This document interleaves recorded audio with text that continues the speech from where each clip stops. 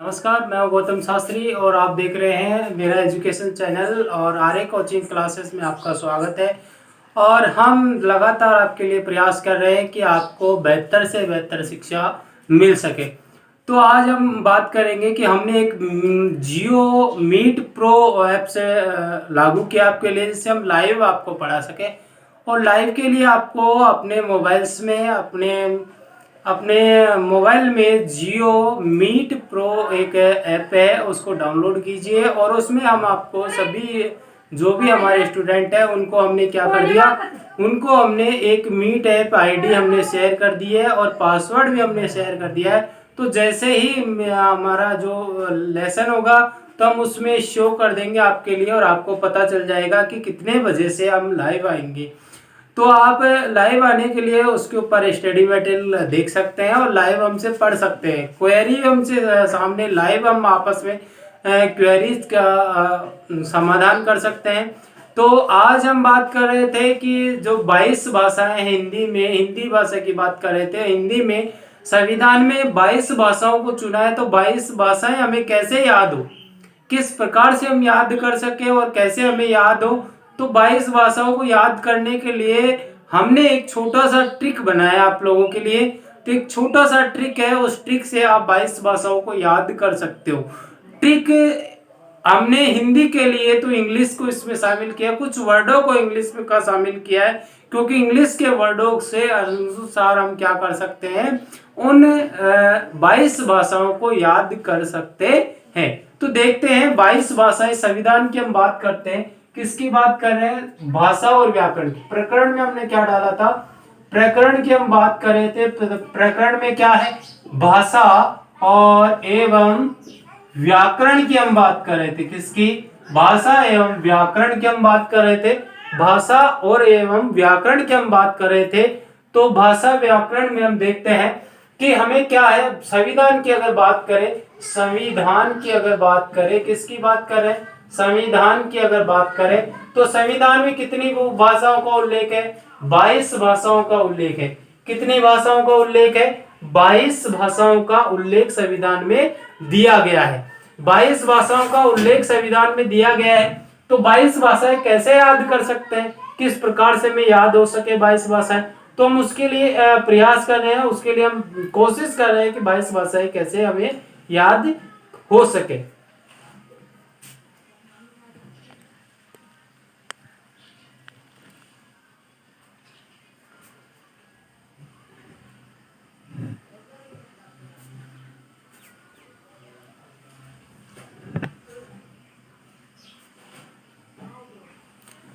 तो 22 भाषा हमें कैसे याद हो सके, इसके लिए हम प्रयास कर रहे हैं और प्रयास के अनुसार हम देखते हैं 22 भाषाओं याद करने का सिंपल सा ट्रिक। तो हम क्या लिखेंगे, इंग्लिश में लिखेंगे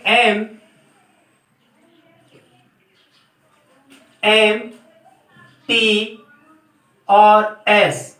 क्या लिख रहे हैं हम 22 भाषाओं के लिए, MTS KUB के। तो 22 भाषाओं की हम बात कर रहे हैं और 22 भाषाएं हम देख रहे हैं। तो 22 भाषाओं के लिए हमने एक छोटा सा ट्रिक बनाया, वो ट्रिक देखिए। तो हमने लिखा MTS, क्या लिखा हमने, MTS KUB, ठीक है। MTS कब, AGHNPD। हमने क्या लिखा, ये एक जो अक्षर है हमने 3 और जो 12 अक्षर हमने लिखे इंग्लिश के, और इन 12 अक्षरों से हम 22 भाषाएं हम याद कर सकते हैं। तो 22 भाषाएं हम कैसे याद कर सकते हैं, तो 4 के ऊपर कितनी, 4 की घात, अगर हम मैथ की बात करें तो 4 की घात कितनी, 4। m के ऊपर कितनी, 4, और इसके ऊपर कितनी, 2, और इसके ऊपर 3, इसके ऊपर 3, इसके ऊपर 2, और इसके ऊपर 2, ठीक है। ये सब सिंगल सिंगल है। इसकी बात करें तो 1, इसकी बात करें तो 1, इसकी भी 1, और इसकी भी 1, इसके ऊपर भी 1, और इसके ऊपर भी 1। अब देखते हैं कि ये हमने बना तो दिया कि एक एक क्या होता है। तो हम बात करते हैं एम से। तो एम से कितनी भाषाएं उत्पन्न होगी, एम से कितनी भाषा है संविधान में, तो हम बात करते हैं एम से भाषा है, पहली भाषा है मणिपुरी। पहली भाषा कौन सी है, मणिपुरी। दूसरी भाषा है मलयालम, दूसरी भाषा कौन सी है? मलयालम। ठीक है, तीसरी भाषा है मराठी। कौन सी भाषा है? मराठी। ध्यान देना, ये आपको इस प्रकार से याद करना ही होगा कि मलयालम, मराठी और चौथी भाषा की हम बात करें, चौथी भाषा कौन सी है? आप गैस कीजिए चौथी भाषा कौन सी है। सोचा आपने चौथी भाषा कौन सी है? मैं बताता हूं, चलो आइए चौथी भाषा कौन सी है देखते हैं। चौथी भाषा में हमने लिया मैथिली। चौथी भाषा में हमने क्या लिया? मैथिली, जो कि 2003 और 2004 के संविधान संशोधन में इस भाषा को शामिल किया गया था। ठीक है, इस भाषा को शामिल किया गया था। टी से अगर हम देखें तो टी से अगर इसकी बात कर ली हमने, इसकी बात करें तो टी से तेलुगु। कौन सी भाषा हो गई? तेलुगु। और दूसरी कौन सी होगी? तमिल। दूसरी भाषा कौन सी होगी? तमिल। देखो, दो भाषाएं इससे उत्पन्न होकर आ गई, तेलुगु और तमिल की बात कर लेते हैं। एस की अगर हम बात करें तो एस से कौन सी भाषा हो गई? सबसे पहले संस्कृत की बात कर लेते हैं। कौन सी बात कर लेते हैं? संस्कृत की। फिर उसके बाद में हमें प्राप्त हुई सिंधी की बात कर लेते हैं। सिंधी। कौन सी भाषा? सिंधी। सिंधी हमने प्राप्त कर ली। फिर बाद में 2003-4 में एक भाषा को और जोड़ा गया, उसको नाम है संथाली। कौन सी भाषा जोड़ी गई? संथाली भाषा। ठीक है, संथाली भाषा कब जोड़ी गई? 2003 और 4 में, हमने जब पिछले चैप्टर में पढ़ा था। के की अगर बात करें तो के से 3 भाषाओं की उत्पत्ति हुई। के से कन्नड़। कौन सी भाषा? कन्नड़। दूसरे नंबर पर कोंकणी। कौन सी भाषा? कोंकणी। और फिर क्या डाली गई है? काश्मीरी। कौन सी भाषा? काश्मीरी। ध्यान देना, अगर यू की बात करें, किसकी बात करें? यू की, तो कौन सी भाषा? उड़िया। कौन सी भाषा? उड़िया। फिर उर्दू। कौन सी भाषा? उर्दू। ध्यान दीजिएगा, कौन सी भाषा? उर्दू। अब आ जाइए बी पे। बी पे सबसे मोस्ट इंपॉर्टेंट भाषा है बंगाली। कौन सी भाषा जोड़ी गई? बंगाली। आते हैं ना बंगाली बाबा, आते हैं ना बंगाल से, तो उनको बंगाली, यानी उनकी भाषा ही बंगाली है। बंगाल का रहने वाले की भाषा जो बोली जाती है वो बंगाली कहलाती है। बंगाली भाषा जोड़ी गई। और बंगाली के बाद में क्या जोड़ा गया? बोडो। बोडो भाषा एक क्षेत्रीय भाषा है, जिसको अभी 2003-4 के अनुसार उसको भाषा में कन्वर्ट कर लिया गया है। तो कौन सी भाषा ली गई है? बोडो। कौन सी भाषा? बोडो। और बात करें अब ए की, देखिए सबने हमने पढ़ लिया। अब ए से क्या है? ए की बात कर ले तो ए से कौन सी भाषा ली गई है? असमिया। ध्यान दीजिएगा, कौन सी भाषा? असमिया भाषा ली गई है। ए से असमिया ली गई है। अगर जी की बात करें तो जी से कौन सी ली गई है? गुजराती। कौन सी भाषा ली गई है जी से? गुजराती। अगर हम एच की बात करें तो एच के लिए मोस्ट इंपोर्टेंट है, कौन सी भाषा ली गई है? हिंदी भाषा ली गई है। किससे ली गई है? हिंदी भाषा ली गई है। याद करने का सिंपल तरीका है, ठीक है। और उसके बाद एन की बात करें, किसकी बात करें हम? एन की। तो एन से कौन सी भाषा है? नेपाली। नेपाल के आसपास क्षेत्र में जो भाषा बोली जाती है नेपाली, ज्यादातर नेपाली भाषा बोली जाती है। नेपाल से सटे हुए जो क्षेत्र है वहां पर नेपाली भाषा का बहुतायत प्रयोग, क्योंकि जिसके संपर्क कहा जाता है, जिसके संपर्क में रहते हैं तो हम उसी प्रकार की भाषा बोलने लग जाते हैं। नेपाली। पी की बात करें तो पी से क्या तात्पर्य? पंजाबी। कौन सी भाषा की बात कर रहे हैं? पंजाबी। और एक भाषा की हम बात करेंगे, कौन सी? डी नंबर पर हम बात करें तो डी नंबर पर भाषा हमारी है डोंगरी। कौन सी भाषा ली गई है? डोंगरी भाषा ली गई है। कौन सी भाषा? डोंगरी। डी से कौन सी भाषा ली गई है? डोंगरी भाषा ली गई है। और ये सबसे सिंपल तरीका है 22 भाषाओं को याद करने का। इसके अलावा आपके पास कोई भी सिंपल तरीका नहीं है कि आप संविधान में जो भाषा है 22 भाषा का चयन किया गया है वो आप याद कर सके।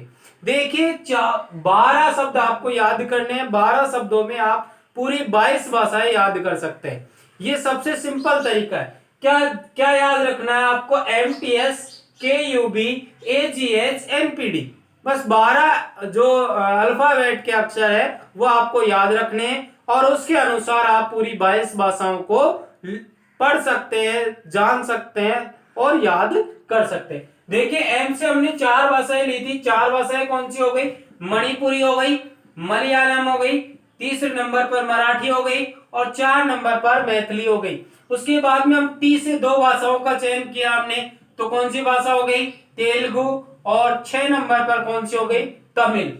एस की बात करें तो एस से 3 भाषाएं निकल कर आई, संस्कृत और सिंधी और कौन सी? संथाली।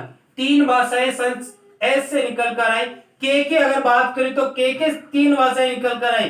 कौन सी निकल कर आई? कन्नड़। और कन्नड़ के बाद में कोंकणी। कोंकणी को भाषा को कब लिया गया था? 92 और संविधान संशोधन में कोंकणी को लिया गया था। नमक, अगर हम बात करें नमक तो उसके अनुसार। तो 12 नंबर पर हम बात करें काश्मीरी, जो संविधान हमारा 14 सितंबर 1949 को जिस दिन से हिंदी भाषा को शामिल किया गया था उसी दिन सारी भाषाओं का 14 भाषाओं का चयन हो चुका था। उस समय काश्मीरी भाषा भी शामिल कर ली गई थी। अगर हम बात करें यू से, तो यू से उड़िया, उर्दू, ये भी संविधान के समय जब लिखा गया था उसी समय 14 भाषाओं में शामिल थी। बात कर ले हम उसके बाद में कौन सी भाषा का हमने लिया? बी से लिया बंगाली, तो ये भी पहले चयन हो चुकी थी। उसके बाद में हम बात करें बोडो, तो बोडो को कब शामिल किया गया था? 2003 के अधिनियम के अनुसार 2004 में इसको पारित किया गया था। ठीक है, बात कर लेते हैं ए से।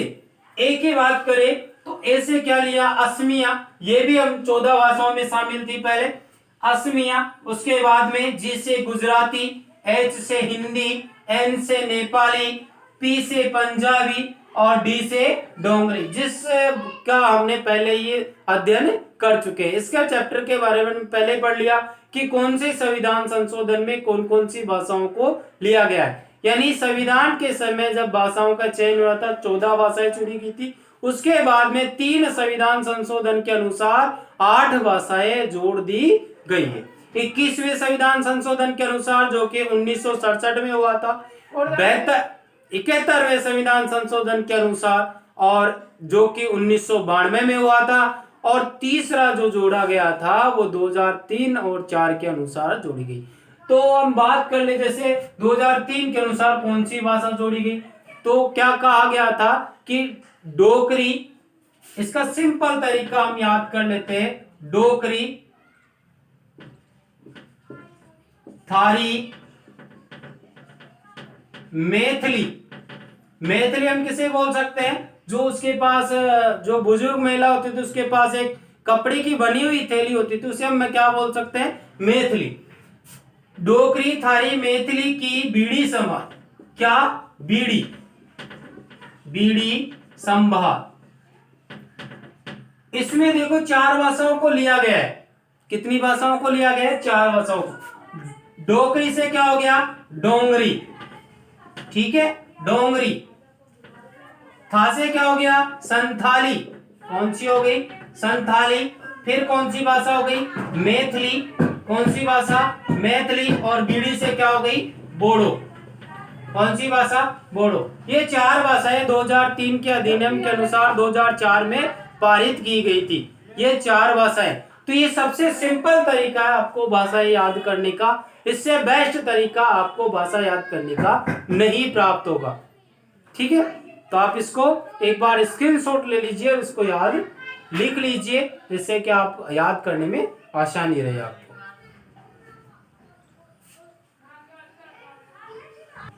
स्क्रीनशॉट रख लिया आपने, और स्क्रीनशॉट के बाद में हम देखते हैं। अब बात करते हैं लिपि की। इसी में भाषा और व्याकरण की हमने भाषा की बात कर ली, और अब बात करते हैं हम लिपि की। किसकी बात करते हैं? लिपि की बात करते हैं। लिपि क्या होती है? लिपि क्या होती है? लिपि क्या होती है? ढंग, बात कर लेते हैं ढंग। दूसरी अब कह सकते हैं तरीका। दूसरा हम कह सकते हैं तरीका। दूसरा हम क्या कह सकते हैं? तरीका। पहली बात हमने की ढंग, और दूसरा हम क्या कह सकते हैं? तरीका। यानी किसी भी भाषा को लिखने का ढंग या तरीका ही क्या कहलाता है? लिपि। ठीक है, किसी भाषा को क्या करने का, लिखने का ढंग या तरीका ही क्या कहलाता है? लिपि कहलाता है। ठीक है, ध्यान रखना, किसी भी भाषा का, मैं नीचे लिख देता हूं, किसी भी भाषा का लिखने का ढंग या तरीका ही क्या कहलाता है? लिपि कहलाता है। लिपि कहलाता है। कौन क्या कहलाता है? लिपि कहलाता है। यानी इसका लिखने का और इसका जो लिखने का ढंग और तरीका होता है वही क्या कहलाता है? लिपि। बात करें हिंदी में, हमारी जो भाषा हमने चुनी है हिंदी भाषा, संविधान के लिए जो भाषा चुनी गई है हिंदी भाषा, उसकी लिपि क्या ली गई है? हमारी बात करें हिंदी की, कौन सी बात करें हम? हिंदी की बात करें तो उसमें कौन सी लिपि ली गई है? देवनागरी लिपि। कौन सी लिपि को शामिल किया गया है? देवनागरी लिपि को शामिल किया गया है। ध्यान दीजिएगा, कौन सी लिपि शामिल की गई है? देवनागरी लिपि उसमें शामिल की गई है। और देवनागरी लिपि हमने शामिल की है हिंदी को लिखने का तरीका और ढंग में। इसकी विशेषताओं की बात कर लेते हैं हम, देवनागरी लिपि और इसकी विशेषताओं की बात कर लेते हैं। क्या बात कर लेते हैं? विशेषताएं देख लेते हैं हम, विशेषताएं क्या क्या है। विशेषताएं क्या क्या है? देखो, पहली विशेषता तो क्या है? ये है, कहां से? बाएं से दाएं की ओर लिखी जाती है। कहां से? बाएं से। बाएं से दाएं की ओर लिखी जाती है। दाएं की ओर लिखी जाती है और लिखी जाती है। ध्यान दीजिएगा, हम कोई भी पेपर में बाएं से लिखना प्रारंभ करते हैं और अंतिम दाएं की तरफ ले जाते हैं। यानी अपना हाथ बाएं तरफ से स्टार्ट करता है और दाएं की तरफ हम उस लाइन को पूरा कर देते हैं। इसलिए हम कहते हैं कि हिंदी में कौन सी लिपि को शामिल किया गया है? देवनागरी लिपि को शामिल किया गया है। कौन सी लिपि को? देवनागरी लिपि को शामिल किया गया है। दूसरे नंबर पर हम बात कर लेते हैं इसके अक्षर जो होते हैं। अक्षर किसकी बात करें? अक्षर। अक्षर जब क्या होते हैं? समान होते हैं। अक्षर क्या होते हैं? समान होते हैं। अक्षर की बात करें हम, किसकी बात करें? अक्षर की। और अक्षर क्या होते हैं? इसके समान होते हैं। अब ध्यान दीजिएगा, अक्षर क्या होते हैं? समान होते हैं। तीसरे नंबर पर हम बात कर लेते हैं जैसा बोला जाता है, जैसा बोला जाता है या जैसा उच्चारण किया जाता है। ध्यान दीजिएगा, जैसा उच्चारण किया जाता है, क्या किया जाता है? जैसा उच्चारण किया जाता है वैसा ही क्या किया जाता है? लिखा जाता है। क्या किया जाता है? वैसा ही लिखा जाता है। ध्यान दीजिएगा, सबसे महत्वपूर्ण टॉपिक है कि लिपि, देवनागरी लिपि की विशेषताएं क्या है? तो विशेषताएं क्या है? बाएं से दाईं तरफ लिखी जाती है और अक्षर समान होते हैं। अक्षर क्या होते हैं? समान होते हैं। बात करें तीसरे नंबर पर, जैसा उच्चारण किया जाता है वैसा ही लिखा जाता है। जैसा हम उच्चारण करेंगे वैसा ही लिखा जाता है। यथा में देख सकते हैं हम, उदाहरण में हम देख सकते हैं, उदाहरण में हम देख सकते हैं। जैसे मैंने बोला राम, क्या बोला? राम, तो हम क्या लिखते हैं? राम। जैसे मैंने बोला अंबेडकर, क्या बोला? अंबेडकर। क्या बोला? अंबेडकर, तो हम क्या लिखते हैं? अंबेडकर ही लिखेंगे। जैसा बोला जाता है वैसा ही वर्ड लिखा जाता है। जैसे हमने बोला रमन, तो रमन ही लिखेंगे हम। क्या लिखेंगे? रमन ही लिखेंगे। जैसा बोला जाता है वैसा ही लिखा जाता है। अक्षर समान होते हैं। महत्वपूर्ण बात देखिए, अक्षर समान। इंग्लिश में अक्षर समान नहीं होते हैं। अगर इंग्लिश लैंग्वेज की बात करें तो अक्सर पहला अक्षर बड़ा होता है, दूसरा क्या होता है, छोटा होता है, फिर बाद में छोटे लिखे जाते हैं। लेकिन इसमें ऐसा नहीं होता है, इसमें सारे अक्षर क्या होते हैं, समान होते हैं। क्या होते हैं, समान होते हैं। सारे अक्षरों को समानता दी गई है, यानी सारे अक्षर समान होते हैं। बात कर लेते हैं देवनागरी हिंदी कैसे लिखी जाती है। अगर हिंदी की बात कर ले, अब इधर देखिए, हिंदी की बात कर ले तो हिंदी कैसे लिखी जाती है, इधर से कैसे लिखी जाती है, इधर से इधर की तरफ लिखी जाती है। स्टार्ट यहां से होता है, शुरू यहां से होती है, शुरू कहां से होती है, यहाँ, और अंत कहां होता है, इधर। शुरू कहां से होती है, यहां से, और अंत कहां होता है, इधर, दाएं तरफ अंत होता है। अगर हम बात कर ले उर्दू की, अगर हम बात कर ले, कौन सी बात कर ले, उर्दू की, उर्दू की हम बात कर ले तो उर्दू कहां से स्टार्ट होती है, अंत से, यानी दाएं से स्टार्ट होती है। कहां से, यहां से शुरू होती है, देख लेना, कभी भी देख लेना, कहां से शुरू होती है, यहां से शुरू होती है। और अंत कहां होता है, बाएं में आकर अंत होता है। कहां अंत होता है, बाएं तरफ आने पर अंत होता है। ध्यान दीजिएगा, शुरू कहां से होती है, हिंदी की बात करें तो शुरू कहां से होती है, बाएं तरफ से, और कहां जाती है, दाईं तरफ की ओर जाती है। अगर हम उर्दू की बात करें तो उर्दू कहां से शुरू होती है, दाएं से शुरू होती है, और बाएं पे आकर क्या हो जाती है, अंत हो जाता है, खत्म हो जाती है। एक और बात करें, चाइनीज भाषा की बात कर लेते हैं हम। किस भाषा की, चाइनीज भाषा की अगर बात कर लेते हैं। कौन सी भाषा, चाइनीज भाषा। तो चाइनीज भाषा देखी होगी आपने, आप टेलीविजन वगैरह, दूरदर्शन आप देखते होंगे, और दूरदर्शन पर आपको चाइनीज जो भी सीरियल्स वगैरह आते होंगे तो आप देखते होंगे उसके स्टार्टिंग में जो भी उसके पात्र होते हैं उनकी लिस्ट किस प्रकार से दिखाई जाती है। वो कहां से शुरू होती है, ऊपर से शुरू होती है। कहां से, ऊपर से। शुरू कहां से होती है, ऊपर से, ऊपर से शुरू होती है। ध्यान देना, ऊपर से शुरू होती है, कहां खत्म होती है, अंत नीचे खत्म हो जाती है, नीचे की तरफ जाती है। कहां, किसकी तरफ जाती है, नीचे की तरफ। ऊपर से शुरू होकर कहां जाती है, नीचे की तरफ। ध्यान देना, ऊपर से शुरू होती है और नीचे की तरफ लिखी जाती है। ऊपर से शुरू किया जाता है और नीचे की तरफ खत्म होता है। जैसे हम लिखेंगे, जैसे चाइनीज में हम लिखेंगे राम, तो कैसे लिखा जाता है, रे, ए और एम में, ऐसे लिखा जाता है। चाइनीज की बात करें तो चाइनीज ऊपर से नीचे की ओर चलती है। तो हम तीन भाषाओं की जानकारी महत्वपूर्ण होनी चाहिए कि अगर हम बात करें हिंदी की तो हिंदी दाएं से शुरू होकर वो बाएं से शुरू होकर दाएं की तरफ खत्म हो जाती है। अगर हम बात करें उर्दू की तो दाएं से शुरू होकर बाएं की तरफ खत्म होती है। अगर हम चाइनीज की बात करें तो चाइनीज क्या भाषा होती है, चाइनीज ऊपर से चालू होती है और नीचे की ओर खत्म होती है। ये भाषाओं का सबसे सरल तरीका में याद करने का। और कब कब क्या हुआ इसका चैप्टर मैंने पिछले वीडियो में आपको दिखा दिया है और बनाकर भी दे दिया है। तो आप इसका एक स्क्रीनशॉट और ले लीजिए जिसको कि आपको ये समझने में दिक्कत ना हो। स्क्रीनशॉट आपने कंप्लीट कर लिया होगा। और अब हम आगे देखते हैं क्या हम कर आगे की बात करेंगे। हमने भाषा लिपि हमने पढ़ ली। अब हम बात करते हैं व्याकरण की। अगर हम बात करते हैं व्याकरण क्या चीज होती है, देखते हैं व्याकरण क्या चीज होती है।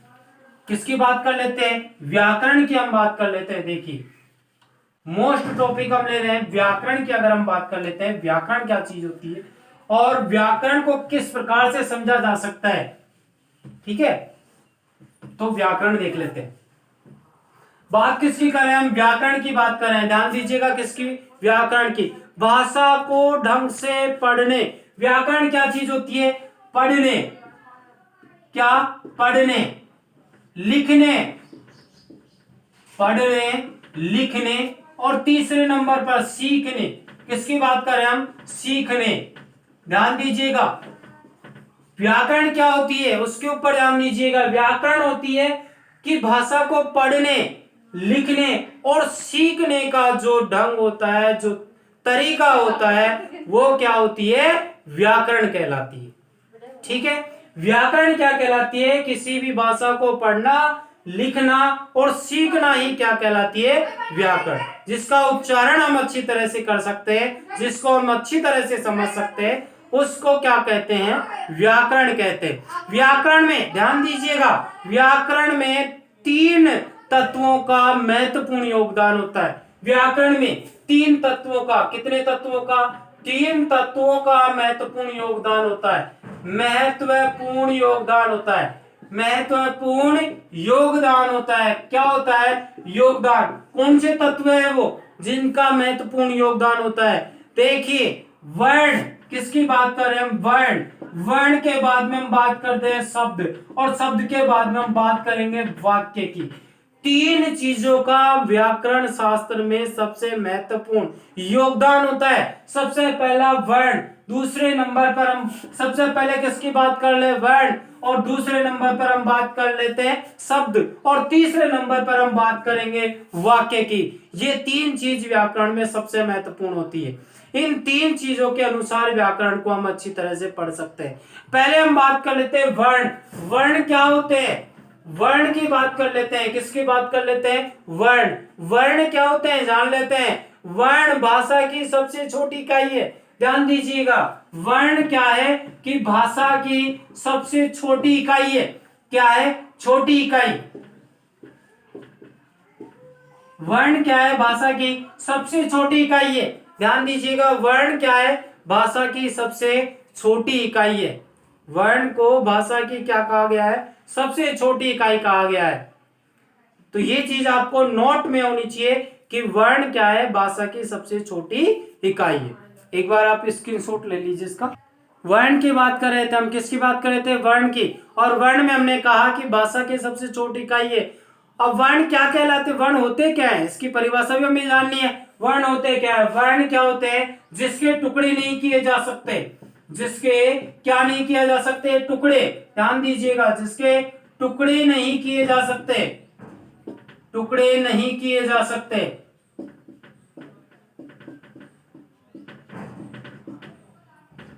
वर्ण क्या है, जिसके टुकड़े नहीं किए जा सकते, वो होते हैं वर्ण। ध्यान दीजिएगा, वर्ण को क्या, कौन से कहलाते हैं, जिसके टुकड़े नहीं किए जा सकते, वो क्या होते हैं, वर्ण कहलाते हैं। वो क्या कहलाते हैं, वर्ण कहलाते हैं। और दूसरी बात हम इसमें कर लेते हैं कि लिखित की बात कर ली हमने। लिखित जो भाषा है, कौन सी भाषा, लिखित। ये जो लिखित भाषा है, लिखित की भाषा की बात हम कर रहे थे। लिखित भाषा की सबसे छोटी इकाई होती है वर्ण। अगर हम बात करें मौखिक की, 2 प्रकार की भाषा होती है, लिखित होती है, मौखिक होती है। मौखिक भाषा की अगर हम बात कर ले, किसकी बात कर ले, मौखिक भाषा की अगर हम बात कर ले, तो मौखिक भाषा की सबसे छोटी इकाई क्या होती है, सबसे छोटी इकाई होती है ध्वनि। ध्यान देना, छोटी इकाई कौन सी होती है, ध्वनि। किसकी, मौखिक भाषा की सबसे छोटी इकाई कौन सी होती है, ध्वनि। कौन सी होती है, ध्वनि। सबसे छोटी इकाई होती है ध्वनि मौखिक भाषा की। लिखित भाषा की हमने बात की, लिखित भाषा की कौन सी होती है, कौन सी होती है, वर्ण। और मौखिक भाषा की अगर हम बात करें तो कौन सी होती है, बताओ बताओ कौन सी होती है, अभी मैंने बताया ध्वनि। कौन सी होती है, ध्वनि। तो इन दोनों चीजों को ध्यान रखना कि लिखित भाषा की सबसे छोटी इकाई कौन सी होती है, वर्ण होती है। और मौखिक भाषा की सबसे छोटी इकाई कौन सी होती है, ध्वनि होती है, जिसके अनुसार हमें कानों से सुनाई पड़ता। जो भी ध्वनि उत्पन्न होगी वो हमें सुनाई पड़ेगा, यानी वो मौखिक भाषा का सबसे पहला प्रारूप होता है। अब बात कर लेते हैं हम वर्णों की। मूल रूप से वर्णों की बात कर लेते हैं। मूल रूप से, मूल रूप से किसकी बात करें हम, मूल रूप से। मूल रूप से वर्णमाला, किसकी, वर्णमाला में कितने अक्षर होते हैं, वर्णमाला में कितने अक्षर होते हैं, 44। कितने, 44। ध्यान दीजिएगा, 44 नहीं, बच्चे लिखते हैं 44। 44 अशुद्ध होता है, कौन सा होता है, 44। क्या लिखा जाता है, 44। ध्यान दीजिएगा, बहुत बच्चे ऐसे गड़बड़ करते हैं कि 44 लिखते हैं, जबकि हिंदी का शुद्ध रूप क्या होता है, 44। क्या कहा जाता है, 44। 44 नहीं होता है, 44 लिखा जाता है। क्या लिखा जाता है, 44। ध्यान दीजिएगा, मूल रूप से वर्णमाला में 44 वर्ण होते हैं। कितने होते हैं, 44 वर्ण होते हैं। प्रश्न किसी भी प्रकार से पूछ सकता है एग्जामिनर कि वर्णमाला में कितने अक्षर होते हैं, 44, और 44 अक्षरों की माला को क्या कहते हैं, वर्णमाला। ठीक है, 44 अक्षरों की समूह को अगर हम बात करें, 44 अक्षरों के समूह को, अक्षरों के समूह को, 44 अक्षरों के समूह को क्या कहते हैं, क्या कहते हैं, वर्णमाला कहते हैं। ध्यान दीजिएगा, क्या कहते हैं, वर्णमाला। 44 अक्षरों के समूह को क्या कहते हैं, वर्णमाला कहते हैं। तो ये आज हमने यहां तक वर्ण के बारे में, लिपि के बारे में हमने पढ़ा। पहले हमने भाषाएं याद की, फिर हमने लिपि के बारे में पढ़ा, फिर हमने वर्ण के बारे में पढ़ा, और वर्ण के बारे में हमने समझने की कोशिश की। और ये वर्ण की माला आज यहाँ खत्म करते हैं टॉपिक।